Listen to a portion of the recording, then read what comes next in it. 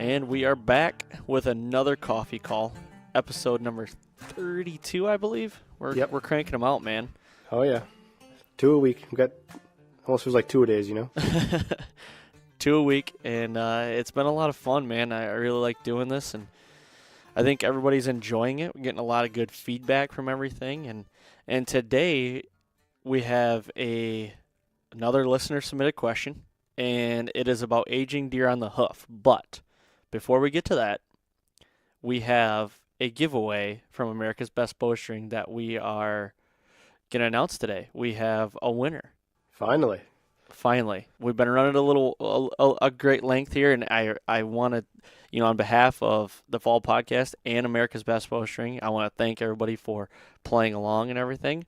But you're going to have to wait. I'm going to be kind of an ass. You're going to have to wait till the end of the podcast to hear the winner.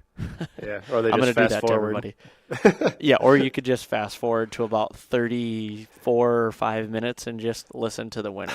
But I'm going to be an ass and do that and make you listen to it. So, but again, I appreciate everybody, tuning in, listening. You're not really tuning to radio, listening, and the support. It's been overwhelming. It's been great. It is appreciated that you guys participate in the giveaways, and it's how these kind of things grow. And we're only at episode 32.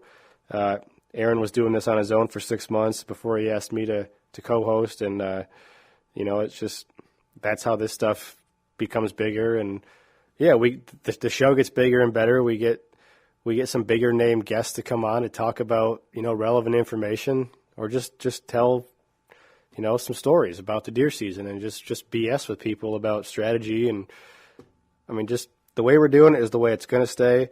And if you like it, we want to show our appreciation for that, and that's exactly what this giveaway was for. And we're going to be doing more of it here in 2019 as the new year is here now, and we're going to be doing more and get more giveaways and really trying to give back more to everybody. We got some merchandise coming up, which is going to be really cool. But as of today, on this coffee call, like I said before, we're going to be talking about aging deer on the hoof. And disclaimer, I just want everybody to know that what we're about to say is not gospel.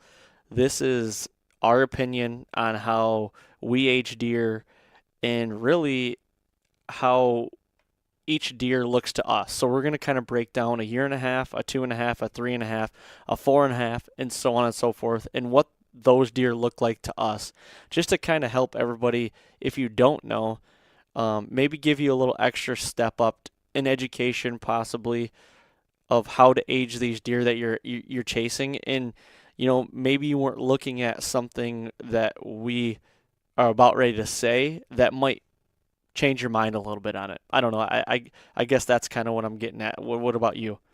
Yeah, I think it's a good topic to bring up. I mean, everybody's kind of coming off the season, maybe questioning their decisions to pass a deer, maybe if that's, if that happened, or maybe they shot a deer and it was younger than they thought it was.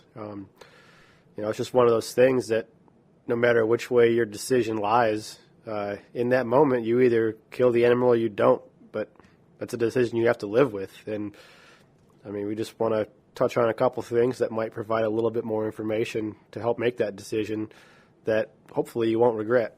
So first, I want to talk about basically what yours and my idea of a 1.5 years, a 2.5, and a 3.5, and 4.5, and so on and so forth, what that looks like. If you want to kick it off with the 1.5 years, be my guest. Why don't you kick that one off? Okay. A 1.5 years is pretty easy to identify, in my opinion, just based on the one thing you don't want to default to, and that's antler size. Yep. It's that first set of antlers is usually a pretty obvious giveaway, especially in the 1.5 years old age class. Not only that, they're all legs. They have no neck. They have a really short nose still. Kind of looks like a fawn or, maybe a doe with antlers. Yep. I don't know. They got a streamlined belly. It's a straight line high up, into, I guess, like what would be their waist, if you want to consider it that. Just straight across the bottom, like from the sternum straight back to their hindquarters. There's no gut. And if all else fails, they're usually pretty stupid. You can get away with a lot. They're still pretty curious. They may still even be in some of those like doe family groups like you've talked about in the past. They haven't really been kicked out yet, so to speak. They usually are the first ones to be running a doe or to check in a field. We see it all the time where the rut's coming in when you start seeing young bucks cruising or chasing, and then it's only a matter of days before mature bucks realize that and say, wait a minute. So it's, I don't know, that body condition is just, they're usually very lean, not a lot of fat on them. And I agree with everything you just said. It's basically, in my opinion, it looks like a doe with antlers. Yeah. And when I'm aging deer, I take antlers right out of the equation. Yeah. Like when I'm at the beginning of the year, when I get my inventory for the first time on my farms or whatever it be, if I'm skeptical about a deer, I always put my thumb on the antlers, and try to block that out of my mind, and then I go through my process to try to age that deer. I had a perfect deer this year on one of my farms here in Michigan. The deer screamed 2.5 years old as a body goes, but you look at his antlers, and I try not to, but it's like hard to not factor that in after you go through your process. Yeah. I looked at his antlers, and I'm like, man, he could be 3 just because of his mass. He was probably 120-inch deer, but at the end of the day, he was 2.5 all day, and by my standards here in Michigan, it was, I want to kill a 3-year-old. Luckily, I didn't see that deer, because then I really would have had to make a decision. But when I chalked it up to that, I thought he was a 2.5, but I was really going to make that decision on the hoof because it was summer still, summer bodies, but he just. To me, chest and shoulders mean a lot on a deer. If he doesn't have a chest, and what I mean by that is if their neck comes down into their body and, way doesn't have like a hump there, if that makes sense. Yeah. If it's just like a straight line all the way down in, basically with just maybe a gradual hump, but not much at all. Yeah. That deer's a younger deer. Yeah, there's no definition. Like their neck, right? Their head blends into their neck, which turns into a shoulder, but there's no muscle definition like in that brisket or in the shoulder. Yep. I know what you're saying. Yeah. So and you just got to try to take the antlers out of the equation to start with because actually through the whole process but it's hard to do that. When it's like, you want to look at that so bad. But I know there's guys up in the UP of Michigan that are killing 3-year-old deer that are literally 6 points. I don't know what that is. I don't know if they are. I've never seen the documents to say that they are 3.5 years old or 4.5 years old, but people are saying that. So I really don't know that yet. There's been pictures floating around on social media asking me, like they're sending me pictures and everything. And I'm like, well, I feel like that deer's a 2.5, a year and a half to 2.5, and this is why. And then they tell me it was aged at 3.5, and I don't know what kind of justification that is. The deer's not really wearing a birth certificate, so I couldn't really tell you. Yeah. But and the only really way, to my knowledge, that you can get deer aged is to send the front incisors in. And that's I'm pretty sure that's like 99.9% sure that that's right, correct? That deer's age. Yeah, that's true. It's called cementum annuli is the method they use to do that, and they take a cross section of the root of those lower incisors to look at the growth rings, just like on a tree. I've actually got teeth out right now on the buck I shot here in Iowa this year that I'm waiting to get back. And the way that, a lot of them, take the jawbone out like QDMA shows and everything, there are some guys that are really, really good at that. I've tried to study it and everything, and I've got jawbones I'm looking at right now down here in my basement that I have from bucks that I've killed in the past. And I still really, I'm 50-50 at it. I'm like, it could be, but it also could be this, and it's really doesn't give me 100% sure. So the only way to, in my opinion, is to send that, those incisors in and get it done. Yeah, yeah, it really is. And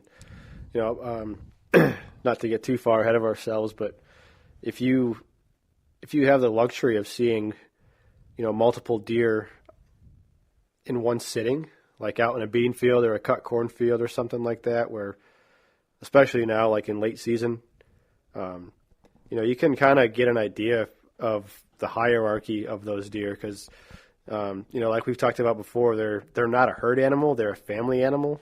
So there is like that mom and dad and brother and sister kind of, feel that they have amongst themselves. And then you see how they react to different families and just intrusion and all that stuff that we've talked about. But especially amongst the males during the rut, I mean, if you can sit there and watch the way a 1.5-year-old and a 2.5 and a 3.5-year-old acts when a 5.5-year-old just shows himself, they're almost like immediately apologetic for being there. They're like, okay, I'm leaving, sorry. And it's, Yep. Yeah. It seems like no matter what number of deer are present in that field, they respect whatever is older, and Yep. you kind of see those younger bucks kind of sparring amongst themselves, like not meaning any harm or just, trying to figure it out, trying to learn how to fight, really.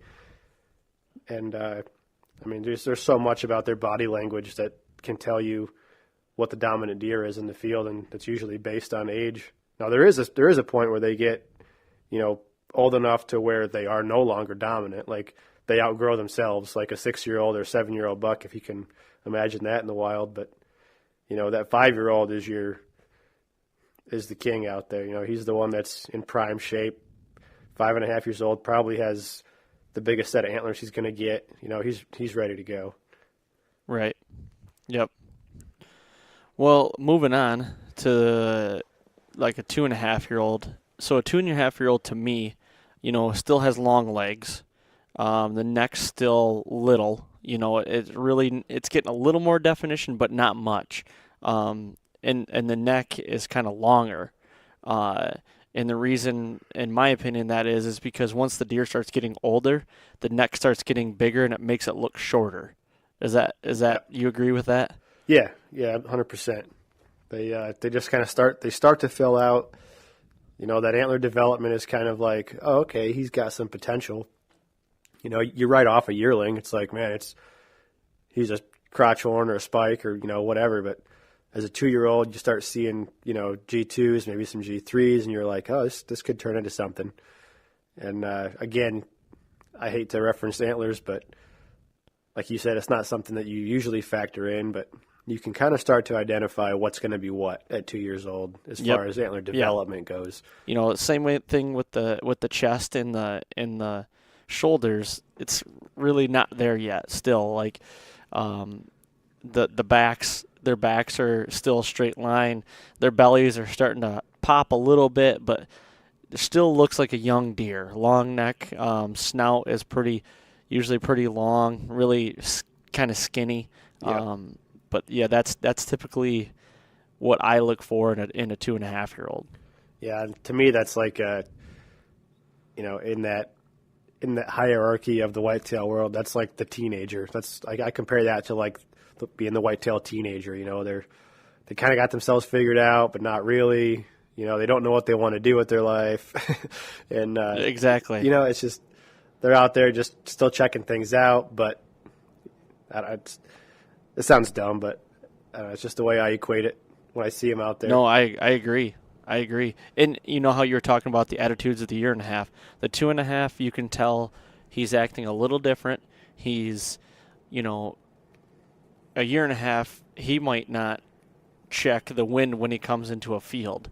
A 2.5 is going to start doing that stuff. Yeah. He's learning that. He's going to be walking through the woods with a little more precaution, and he's not going to, go willy-nilly. I mean, they do, but not as much as when they were a yearling, basically. Right. Yeah, he's starting to get a little more cautious and not so curious anymore. But right. Those are in New York, those are a lot of the deer that people would end up shooting, unfortunately, just because they they have that jump in the antler development, but they're still a little bit, naive to how to survive. They're still easily killable, unfortunately. But I don't know that. I think they're the most vulnerable age class, 2s and 3-year-olds, because 3-year-olds, I think, the hardest differentiation you can ask to have is between a 2 and a 3-year-old buck.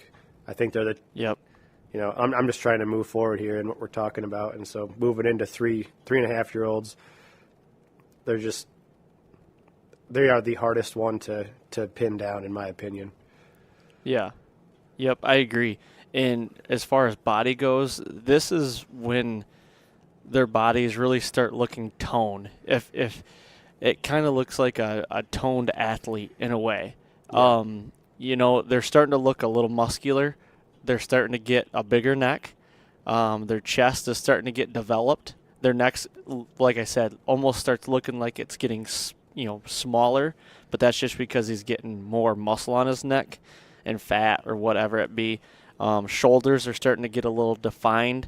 The belly is starting to look more full, like it's kind of round in a way. And the belly line isn't so straight anymore, and the back is starting to get a little bow to it. That's kind of where I look. Yeah, I agree with you on all those aspects. It's like that teenager that hit puberty. Like, he's starting to fill out. His voice is changing. The voice is changing, right?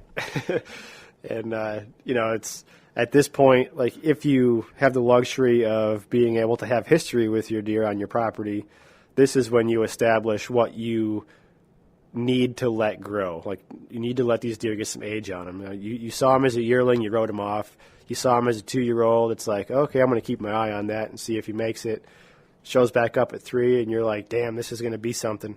Like, let's make sure this deer lives. And I think at 3 years old, you're safe to say that buck will be, I want to say, easily identifiable. But at this point, you've seen him for 2 consecutive years with a decent set of antlers. You're going to be able to keep track of him. And if you can do that, and you can convince, family, friends, or your neighbors, or whatever your situation is, this is the time you want to convince people to let these deer get a little bit older and establish, let's let them get to 5, let's let them get to 6, or whatever your goals may be. In Michigan, maybe 4, whatever. But Yep. I think that's the most important thing as far as growing the deer. At 3 years old, you need to establish what you want to let live and for how long. Yep, I agree. And these deer, in my opinion, and I'm going to go off a Michigan standard here, is this deer is getting relatively hard to hunt. Now more out, not to say out in the Midwest, they're a little easier, but I can say that there's more of them than there are around my area. So you see them a little more, but they are really starting to be really cautious on what they're doing. In some areas, a 3-year-old could be the dominant buck in the area, like in a highly pressured area. So that really, he could be your dominant deer, and he's going to really be cautious. Usually, I can speak for here in Michigan, where I'm at, is that, that's our top 10% of the bucks here in my area, and usually that is going to be the deer that finds the first doe in estrus, if he's the biggest, most mature deer. So that, October 20th or 25th to the 31st of October, he's going to be that deer that finds the first one in heat, and usually going to stick it out with her until she comes in heat, because he's the most dominant. Yeah, I agree with that. And I think because of that reason, and you can probably attest to this, given the traveling you've done, this probably doesn't apply so much to Michigan deer, but in my experience and what I've seen, these are the deer that are the ones that just come busting in. Like, if you're rattling someplace that has a good population, a good stable population with competition, these 3-year-olds are the ones that usually come in looking to fight first. They're just ready to go, and I don't know, they're not so cautious anymore. Like I said, or they are cautious until the rut. I mean, they're not as curious, but I agree. they're more cautious, and they're just like that. They're just testosterone-filled college kids at this point. You know, they just exactly. they're coming in to fight, and they don't care who it's with. Yep, I agree 100% with you. It's that college kid. You go out to a party, and somebody hears the word fight, and he's coming. Like, it's that kid, you know, and he's looking for a fight, and he's waiting for whoever loses that fight to come out so he can pounce on him and fight him himself. You know what I mean? Like, that's I agree 100% with that. But moving on to a 4.5-year-old, now this, in a lot of areas, is what is a mature deer. That this deer is in terms reached his maturity as a whitetail in his lifespan. He's a 4.5-year-old. His rack is, if you're looking at the rack, he's starting to possibly look pretty good. But he's almost like a 25-year-old. That's like, you know, he's getting muscular. His neck's getting bigger. His chest is, you know, getting really toned, really defined. The neck kind of comes down in a line, and then it bows off into his stomach. You know, it like makes a big hump. He's got broad shoulders. The belly's looking a lot bigger. He just looks like a bigger deer, and he really acts like a bigger deer. Yeah, 100%. He's like you said, his guts dropping. You're not seeing the rib cage anymore. Like, that body condition is probably as healthy as it could possibly be throughout it, you know, across his whole lifespan. He is in prime condition to fight for dominance, to fight for breeding rights, you know, and he's probably going to get it. Yeah, this is the LeBron James of deer. This is the dude on the block. He's the one that nobody really wants to screw around with, and he's in a lot of areas he's the most dominant buck, and he's gonna be the one getting the first does. But yeah, he's you just know when he walks in the field or walks in, the way they carry themselves, the way they walk, the way they act. They're very, you know, in my opinion, they're very kind of slow, lethargic, kind of like you know, like Eeyore. You know, like, hey guys, you know, but he's doing it in like a intimidating way, right? You know. And one thing I would add to the 4-year-old category, as far as like hunting strategy goes, it's usually this time in their lifespan that their home range is going to increase significantly from anything you've probably seen so far. Like, again, if you've got history with them, this is where they're going to start going super nocturnal. You're only going to get pictures of them at nighttime, maybe for the whole season. You might not ever even see them on the hoof during the daylight. You know, it's because they've seen it all, they've smelled it all, they've heard it all, and you know, they've only got one mission, and that's to breed and stay off the radar and just ensure their survival, so they can breed. You know, this is where you might see them. You're going to hear your neighbor talking about him, and you're like, well, what the hell? He was living on me for 3 years, and now he's gone, and he's over there. Like, I lost him, you know, but I don't want to say 100% of the time, because it's never 100%, but 9 times out of 10, if that deer lives until it's 5.5 years old, you're going to see him come back to you. Like, he's just getting out there. You know, he's going to a different bar. He's looking for different girls, looking for a different scene. That's all. That's all he's doing. So I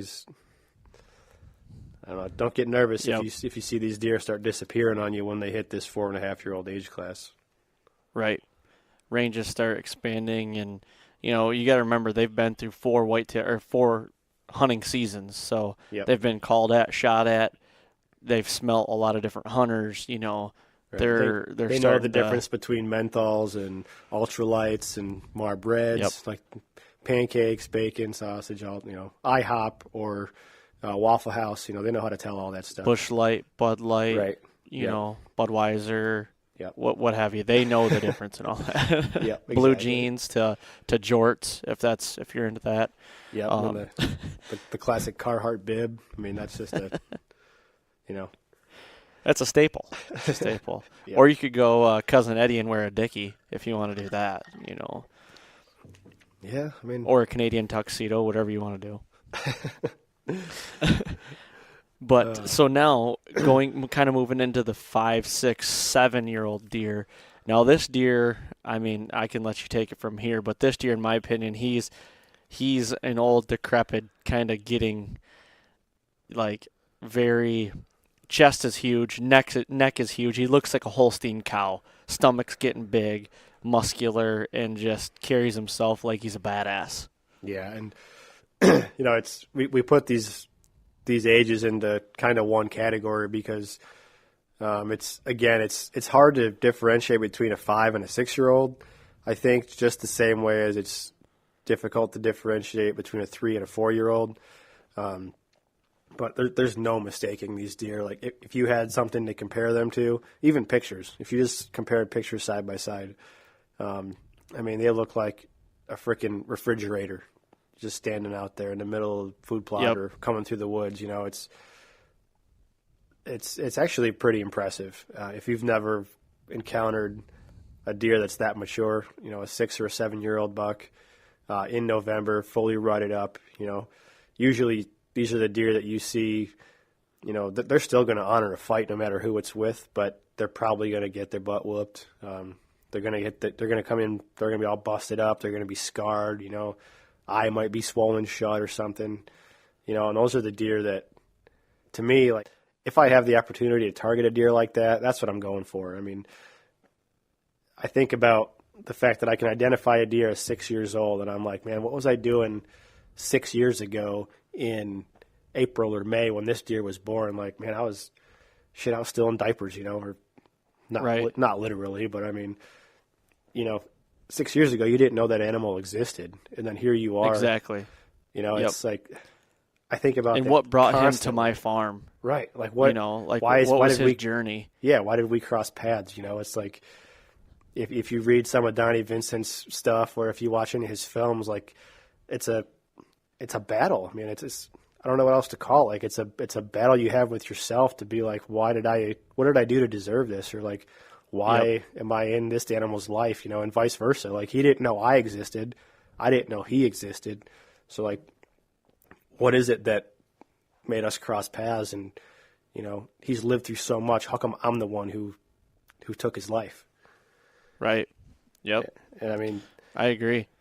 And hopefully I'm heading to Ohio, and there's a deer down here that I'm hunting that I'm trying to get a shot at, and he's all of 5 years old, could be 6 years old, and this deer's body is just absolutely giant.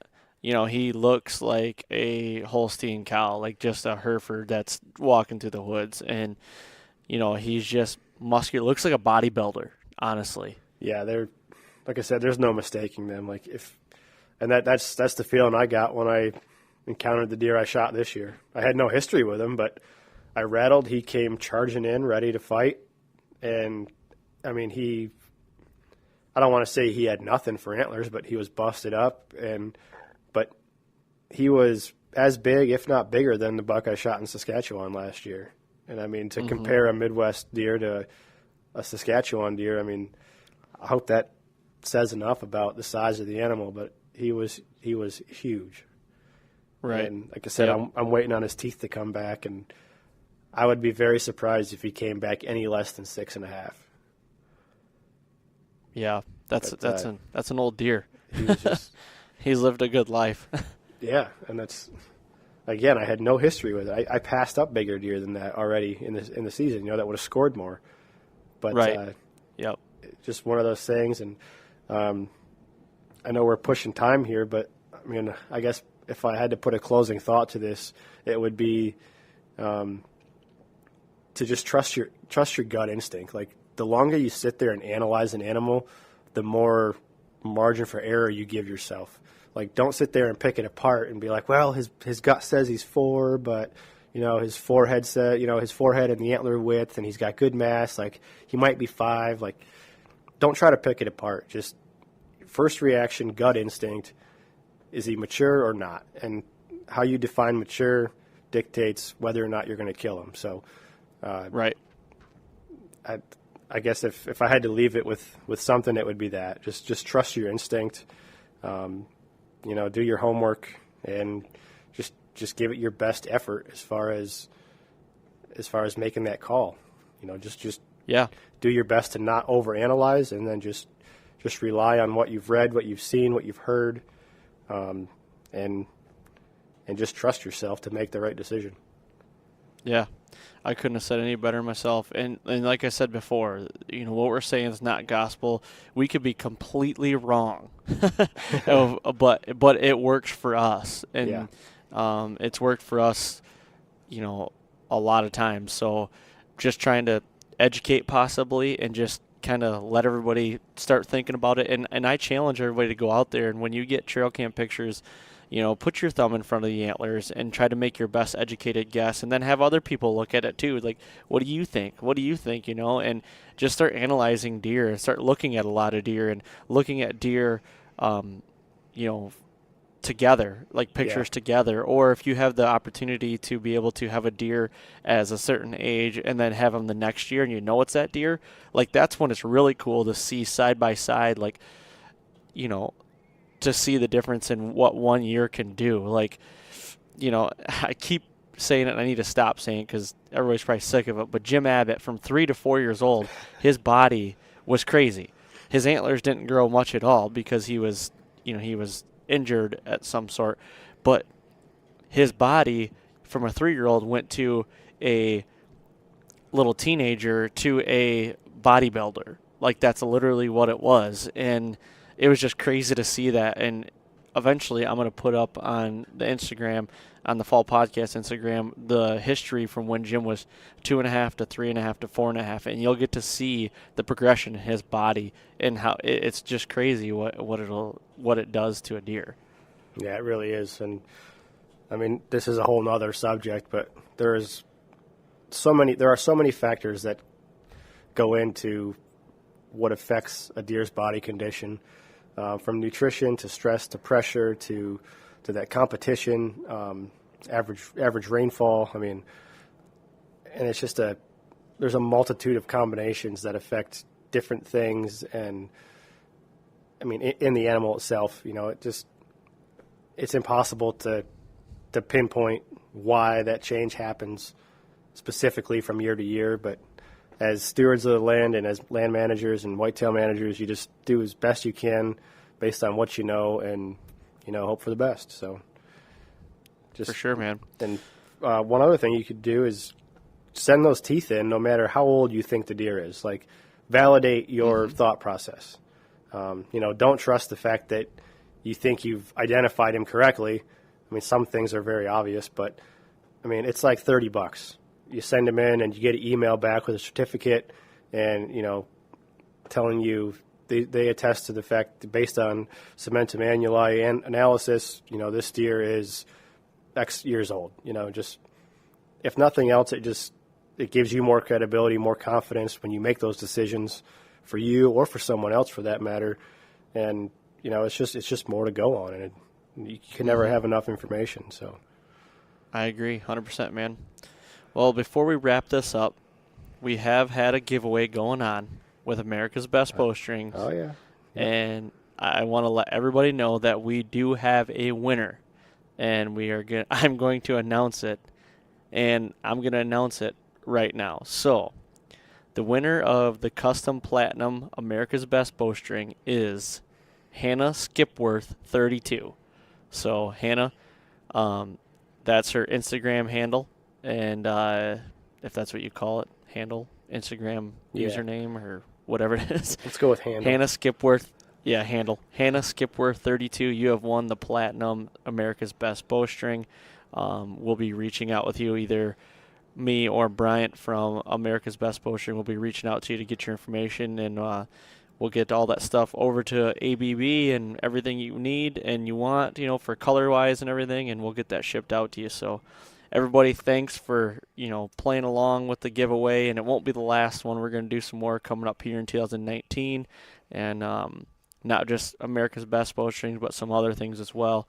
And I also want to remind everybody, too, that I am in the works right now getting more merchandise made. I'm getting some hats made right now, and also on the horizon there's going to be some sweatshirts and T-shirts. I'm not sure the estimated time on the hats and or not the hats, but the t-shirts and sweatshirts. But the hats, those should be done here in the next couple weeks.